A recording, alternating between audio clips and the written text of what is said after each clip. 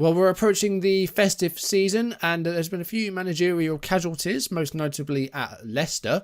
Arsenal are hosting Leeds in today's video and we have lost off camera, but we're still, in a good position, looking strong for the top four. Hopefully we can keep that throughout the season and get back into Europe. Episode 5 of the Arsenal Save today. If you're looking forward to it and if you're enjoying this series, do drop a like on the video and leave comments. Let me know how you're doing with your save during this beta. And if you haven't done so already, or if you're new, then please do subscribe and turn notifications on. Lets me know you're enjoying the content and make sure that you don't miss an upload. Let's crack on with today's video.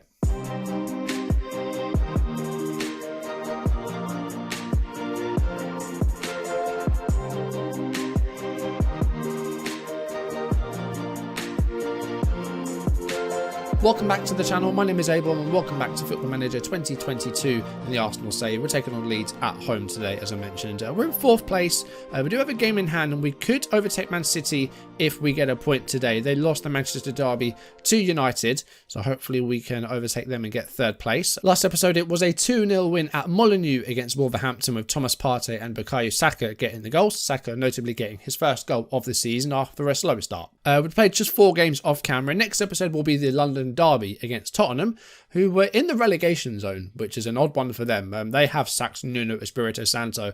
I'll have a look at some of the other manager movements as well in a second. But now let's have a look at what happened off camera in those 4 games.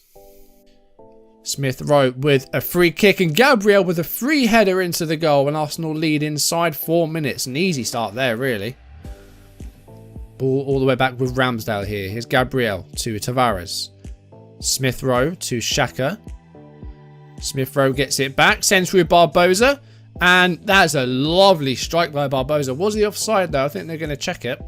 And the goal has been given. It's 2-0. Here's Tomiyasu to Odegaard. And Xhaka, nice goal. Granit Xhaka gets his first of the season, and Arsenal lead 3-0. We've just played 4 minutes of the second half. Free kick with Buendia here, and there's a foul on Tyrone Mings by Gabriel, I think. Referee points to the spot, penalty for Villa. Anwar El Ghazi stepping up to take the penalty kick for Villa, maybe get him a lifeline in the game. And Ramsdale goes the wrong way. Villa get a goal back, 3-1, 57th minute. Ramsdale boots it up to Smith Rowe, and here's Xhaka. And that's a great ball for Nicolas Pepe, and Pepe puts it past Emi Martinez, the former Arsenal keeper, of course. And Arsenal get a 4th goal in the 65th minute. Here's Emil Smith Rowe. He's making a good run down the right flank here, and he's going to take it all the way to the corner flag with a cross, and Aubameyang heads it in for his first goal since his return from injury. He only needed 6.5 minutes. He's back from his broken toe, and he makes it 1-0. Gabriel to Tierney, and here's Aubameyang. We've got the first goal. He might be able to add another one or set up another one. It's Barbosa, and it's Smith Rowe, and Aubameyang is through here, and he beats the goalkeeper at the near post, and that's 2-0. Here's Willock, former Arsenal man, of course. So Maximan has a great ball up to Callum Wilson, and he has cheekily chipped Aaron Ramsdale there to get a goal back for Newcastle. Really smart finish by Callum Wilson there to get a goal back. So Maximan with the corner. And it's Jamal Lascelles with a header, and Arsenal have thrown away this 2-0 lead. Newcastle turning around to equalise. We're only 55 minutes in. Almiron, and Newcastle got a real belief about them to try and get something from this game. Maybe all 3 points. It's Callum Wilson here. And it's a good cross, and it's Almiron with a volley, and Newcastle may well take all 3 points here. 10 minutes to go, and they lead 3-2 despite being 2-0 down. Lerma to Bissouma. Veltman, and Brighton hovering around the final third here. Trossard and McAllister. Nice strike, and Alexis McAllister gives Brighton the 1-0 lead inside 8 minutes. A really strong start by the Seagulls. Tomiyasu with a throw. Here's Odegaard. Goes for the tackle but doesn't win the ball back. Smith Rowe to Tierney, and Xhaka with shots blocked. Aubameyang gets the ball and equalises for Arsenal. 53 minutes gone. Arsenal equalise, but they really haven't looked at their best today. Ramsdale rolls it to Nuno Tavares. Here's Thomas Partey, and here's Ceballos, and that's a great ball, and Barbosa's beating the offside trap there, and he beats Edouard Mendy to lead for Arsenal. 16 minutes gone. Arsenal draw first blood at the Emirates in this London showdown. Tavares to Aubameyang, and Aubameyang, that's a great cross. Bukayo Saka with a header, and it's helped on by Barbosa as he doubles Arsenal's lead. 2-0, 75 minutes gone. Arsenal really looking much better here. Mason Mount with the corner. Headed away by Pablo Mari. Here's Ziyech and his Mount. And back to Hakim Ziyech, and that's a nice finish. And gets a goal back for Chelsea. 81 minutes gone. Can Arsenal hold on for the 3 points? Well, the answer to that question was yes, they could. We won 2-1 against Chelsea. Big result there. Big result. Unfortunately, we did lose our second game of the season against Newcastle. It's an 11-match unbeaten run comes to an end. And that was a difficult one. We were 2-0 up at half-time. But Newcastle with a really strong second half as they win 3-2. It's only our second league defeat of the season. But you can see again, the defensive ratings just aren't very good. And I'm trying to work things out to try and improve them. And it's just not working. Again, we're struggling for possession, even though I'm trying to play a more positive style. It's just really not working out at the moment. Looking at the table, we're in 4th place. Of course, Man City and Man United have played their Manchester derby already in the early kickoff. So a point here would see us leapfrog Man City. Looking at the bottom half of the table is very interesting. Leicester, bottom of the table, 8 points from 15 games. Really poor performances by them. Spurs were in the relegation zone. They have risen to 15th. There's some really surprising teams in that bottom 3. And if we look at the manager movements, you can see that Leicester are onto their 3rd manager. Brendan Rodgers left the club to join Newcastle United. Gennaro Gattuso took charge in August, and in November he was sacked. Lasted just 3 months and won just 4 matches for Leicester. And they've now brought in Abelardo, who I'm not too familiar with. Who's Abelardo? So he was the manager of Alaves and also Espanyol, Sporting Gijon. As I mentioned, Nuno Espirito Santo has been sacked by Tottenham, so they've still got a caretaker boss, Dean Rastrick. And also Rafa Benitez has been sacked by Everton. That was on December 4th. Everton, where are they in the league? They're in 10th place. So is that... I don't know if that warrants a sacking. I'm not quite sure. We're looking good though. We're in 4th place. Of course, this season it's just an opportunity for us to try and get back into Europe. That's all we really want from this first season.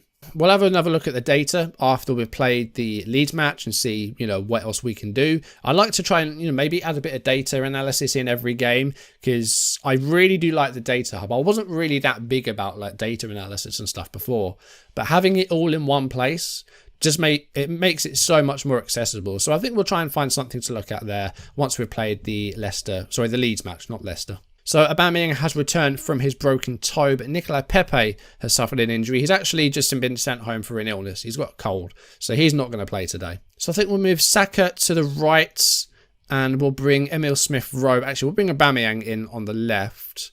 Odegaard can go back into the side. He was rested against...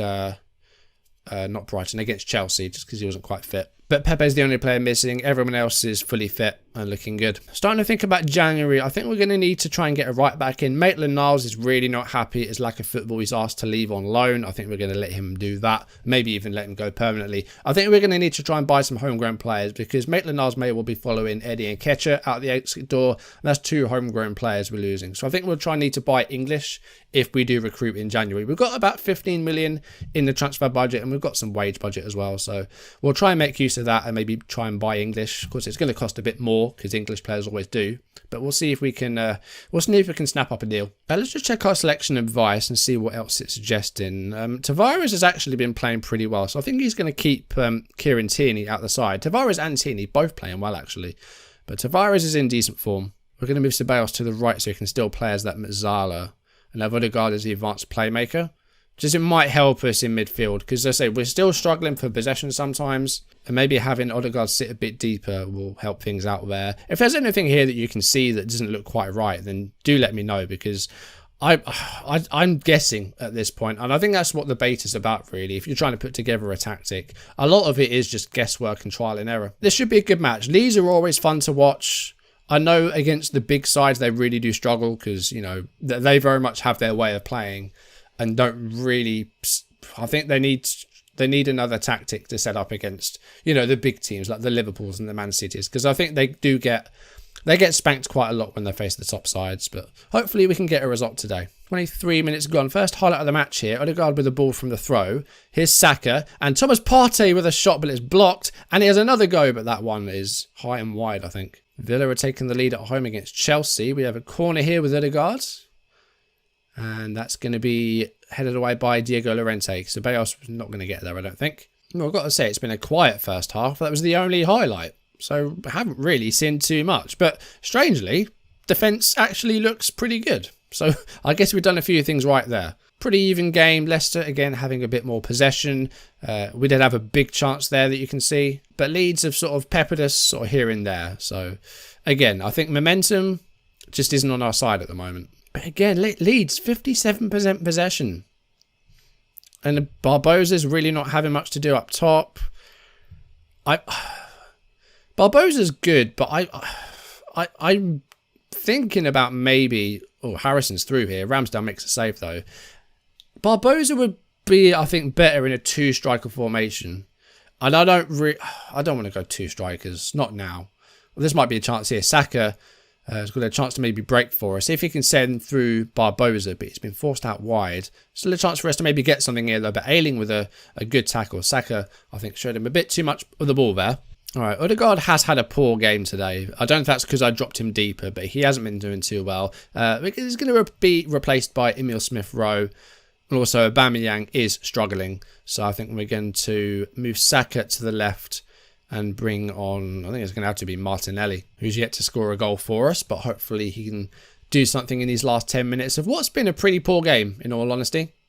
There's a late corner here, though, with Smith-Rowe. This might be a chance. And Saka does head it in for his second goal of the season. And he scores in back-to-back videos. Saka obviously won for the TV cameras. 84 minutes gone. We do manage to get the goal against Leeds. I wouldn't say it's been coming. It's been a pretty poor game.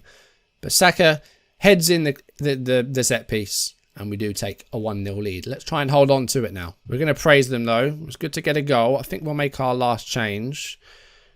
Saka is struggling, but I think we'll keep him out there. I think it's going to be Partey coming off and Granit Xhaka coming on.